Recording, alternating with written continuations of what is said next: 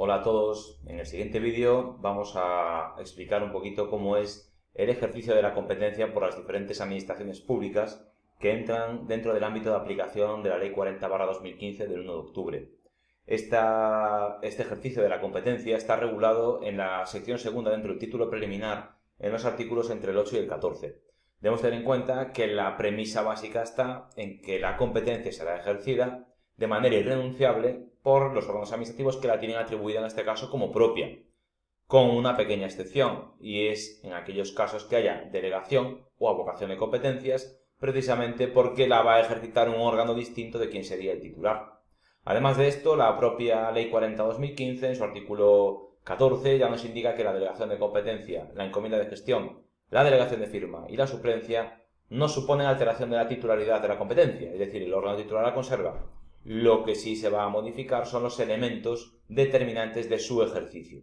Además de esto, fruto de los principios que recoge el artículo 103 de la Constitución, entre otros debemos tener en cuenta que la titularidad de una competencia también se puede desconcentrar en otros órganos jerárquicamente dependientes de quien en un primer momento la ostenta.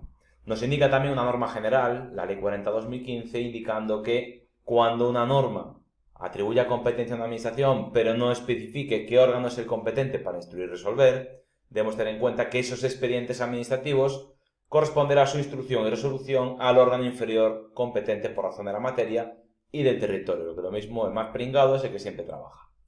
Debemos tener en cuenta también que a partir de estas reglas generales se establecen supuestos de modificación de los elementos determinantes de la ejecución de la competencia. El primero de ellos sería la delegación de competencias. Primera cuestión básica de delegación de competencias es que se puede delegar incluso aunque los órganos no sean jerárquicamente dependientes del órgano delegante. Una de las premisas básicas también de la delegación de competencias es que requiere, dentro de lo que es el ámbito de las administraciones públicas, de la correspondiente aprobación previa, es decir, que antes de delegar la competencia, el titular de la misma tiene que obtener la aprobación previa. Y aquí el órgano competente para aprobar previamente la competencia va a depender en función del tipo de administración del que se trate. Por tanto, en el ámbito de los órganos dependientes de la Administración General del Estado, la competencia para la aprobación previa será del órgano de quien dependa el delegante. Recordemos que en la delegación siempre va a haber un órgano que delega y otro que recibe, lo que es lo mismo el órgano delegado. En los organismos públicos o entidades que estén vinculadas con una administración pública, la competencia será del máximo órgano de dirección. Y en aquellos órganos que no están relacionados jerárquicamente, tenemos que distinguir también si pertenecen al mismo ministerio o si son de ministerios distintos. Si pertenecen al mismo ministerio, el órgano competente para la aprobación previa será el superior común, mientras que si son de ministerios distintos, le corresponderá al órgano superior de quien dependa el órgano delegado. Y en cuanto a lo que son los organismos públicos y entidades vinculadas para los fines asignados, debemos tener en cuenta aquí que básicamente la competencia para la aprobación previa será la determinada por los órganos de los cuales dependan delegante y delegado. Esas serían las tres reglas básicas para la delegación.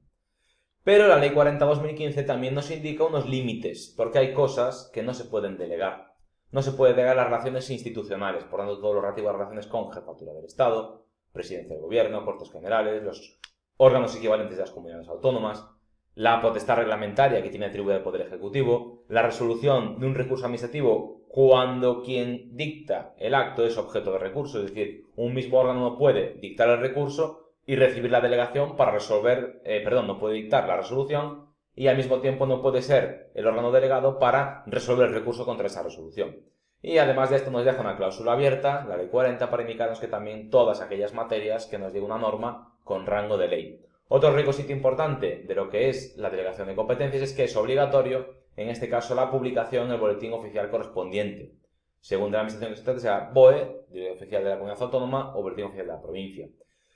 Se publica la delegación, pero también se publica la revocación de la delegación. ¿Por qué motivo se publica? Pues porque el órgano administrativo, que en un primer momento puede estar ejerciendo una competencia por delegación, la puede perder. Y por tanto esto supone una merma de garantías para el interesado. Además de esto, cuando se dicta una resolución por delegación, es obligatorio también hacer constar expresamente esta circunstancia. ¿Vale? Os pongo aquí un ejemplo también para que veáis. Esto es una orden publicada por parte de lo que es la Secretaría de Estado de Seguridad, en la cual pues, se efectúa una delegación de competencias por parte del Ministro del Interior en favor del secretario de Estado para asignar destinos por necesidad del servicio a los componentes del Cuerpo de la Guardia Civil. El efecto contrario a la delegación de competencias es la avocación, que supone básicamente que el órgano superior jerárquico puede abocar para sí el conocimiento de un asunto cuya resolución debería corresponder a órganos que están por debajo de él. Estos órganos que pueden abocar básicamente pueden ser dependientes o no dependientes. Ahora bien, en los órganos que son no dependientes jerárquicamente, solamente puede abocar la competencia el que previamente la ha delegado, ¿de acuerdo? Cuestiones importantes en la avocación de competencias. En primer lugar, que exige acuerdo motivado y notificado al interesado. Esto es otra garantía también del procedimiento para que el interesado sepa con quién tiene que entender, en este caso, sus obligaciones de cada administración y el ejercicio de sus derechos.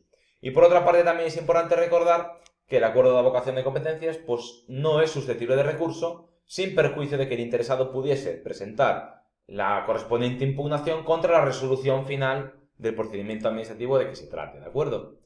Igualmente, dentro de lo que es el ejercicio de las diferentes competencias, debemos tener en cuenta la encomienda de gestión, que no es otra cosa más que la encarga de un recado, o lo que es lo mismo, la realización de una actividad de carácter material o técnico que esté dentro del ámbito de competencias de una administración o una entidad de derecho público que recibe esa encomienda. Por lo tanto, primera característica básica, solo se va a producir entre organismos, administraciones o entidades de carácter público. Nunca se puede hacer en favor de entidades de derecho privado. En segundo lugar, lo encomendado, la actividad encomendada, la gestión que se le pide realizar, tiene que estar dentro de sus competencias. Y además de esto, también es importante recordar que lo regulado en la ley de contratos del sector público está vetado para la encomienda de gestión. Y además de esto, recordemos también que no supone básicamente la encomienda de gestión una cesión de la titularidad de la competencia, sino que solamente supone la realización de una actividad material o de carácter técnico, siempre y cuando además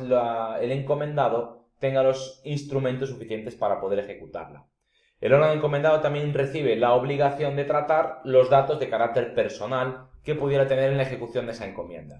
Cuestiones también interesantes debemos tener en cuenta que se puede distinguir entre organismos administrativos o entidades de derecho público de una misma administración o encomiendas de gestión realizadas entre órganos o entidades de derecho público de administraciones distintas. Cuando sean de la misma administración, se va a formalizar conforme diga básicamente su propia normativa, con la obligación de que hay que publicarla en el diario oficial que corresponda.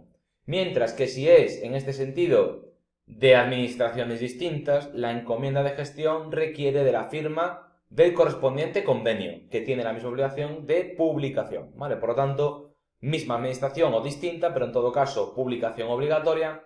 Cuando son órganos de la misma administración solamente requiere seguir su propia normativa. Cuando son administraciones distintas hablaremos de la necesidad de la firma del correspondiente convenio. Dentro del ejercicio de la competencia tenemos por otro lado también lo que es la delegación de firma. En este sentido se trata no de delegar la competencia, sino de delegar solamente la firma de las resoluciones. Por este motivo debemos tener en cuenta también que se puede delegar la firma de resoluciones cuya competencia tengo porque es propia o porque ya la tengo delegada. Por lo tanto, en este sentido, se va a realizar en organismos que sean dependientes de quien delega la firma. Como solo delego la firma de las resoluciones, la competencia continúa inalterada, es decir, no cambia la competencia del órgano titular. Y además de esto, a diferencia de las otras figuras que hemos visto hasta ahora, no es obligatorio publicar las delegaciones de firma. Lo que sí es obligatorio es que cuando un órgano administrativo firma por delegación, se tiene que hacer constar esta circunstancia. Y por otra parte, en relación a lo que recogía la antigua Ley 3092, que prohibía la delegación de firma en las resoluciones de carácter sancionador, al trasladarse la regulación a la Ley 40, esta prohibición ya no existe. Por lo tanto, también se permitiría delegar la firma de resoluciones en materia sancionadora. Además de esto, tenemos otro supuesto importante que nos puede alterar la titularidad de la competencia, que es la suplencia, supuesto en el cual el titular del órgano administrativo, por una razón u otra, no va a poder ejercerla. ¿Qué supuestos son estos? La vacante, la ausencia, la enfermedad o también cuando el titular del órgano administrativo sea recusado o presente su abstención ante un determinado asunto. Por lo tanto, la competencia permanece incólume, no se cambia. Tampoco es obligatorio publicar, igual que en la delegación de firma, pero sí es cierto que para que ésta se dé, tiene que venir designada de alguna de las maneras que nos dice la Ley 40/2015. De tal manera que esta suplencia se puede prever en el Real Decreto que aprueba la estructura orgánica básica del departamento ministerial o del organismo público correspondiente, o también se puede prever la suplencia básicamente cuando al nombrar al titular también nombramos un suplente.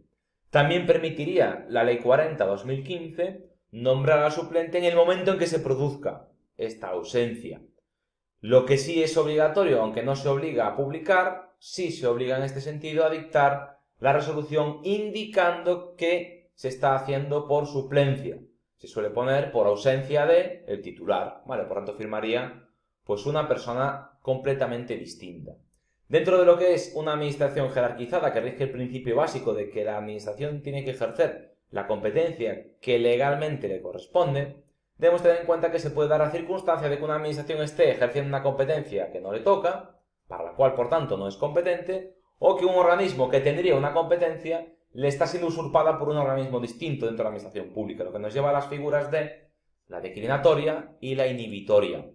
Por lo tanto, primera idea básica es que cuando un interesado manda o remite una instancia o se relaciona con una administración que no es competente para ello, no se la devuelve.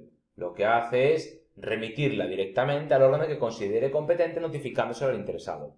Y luego, por otra parte, el propio interesado puede, por un lado, en aquellos procedimientos en los cuales entienda que el órgano está conociendo de un asunto para el cual no tiene competencia, le puede pedir que la decline. ¿Y que la decline en favor de quién? Del órgano que tendría que ejercerla por corresponderle conforme a la ley. Y así, en su contrario, el interesado también puede dirigirse al órgano que estima competente para que requiera de inhibición al órgano que está conociendo de un determinado asunto sin corresponderle la competencia para ello.